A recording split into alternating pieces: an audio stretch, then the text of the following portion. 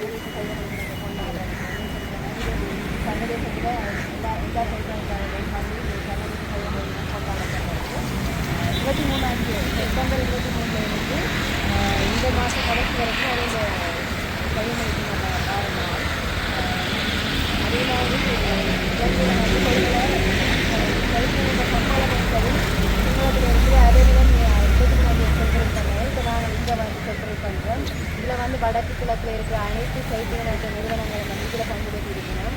இதில் மன்னார், திருவோணமலை, வவுனியா, மட்டக்களப்பு, முல்லைத்தீவு, கொத்தியூர் அனைத்து கைவினைகளும் இங்கே பங்கேற்று இருக்கணும். நுரையிலிருந்து கூட வந்திருக்கணும்.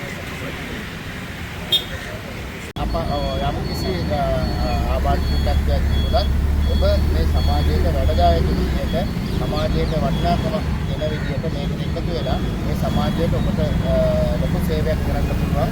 මේ සේවය කරන්නට ඔබ ඉදිරිපත් වෙන්න කියලා අපි ඔබ සියලු දෙනාගෙන් ඉල්ලා සිටිනවා.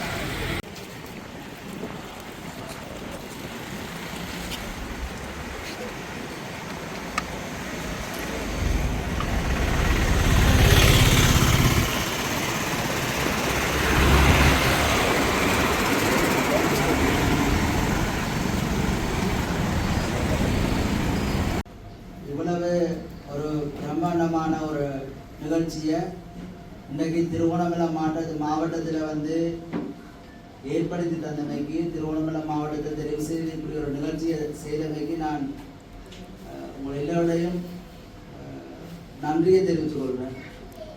ஒவ்வொரு பிரதேசத்தில் இருந்தும் ஒவ்வொரு மாவட்டங்களில் இருந்தும் செவிப்புல நெட்வொர்க் அமைப்பின் தலைவர்கள் அவர்களோடு வந்திருந்த மக்கள் எல்லோருக்கும் எனது அன்பார்ந்த பணிவான நன்றியை தெரிவித்துக் கொள்கிறேன். இன்றைய தினம் ஒரு சந்தோஷமான ஒரு நாள், சந்தோஷமான தினம்.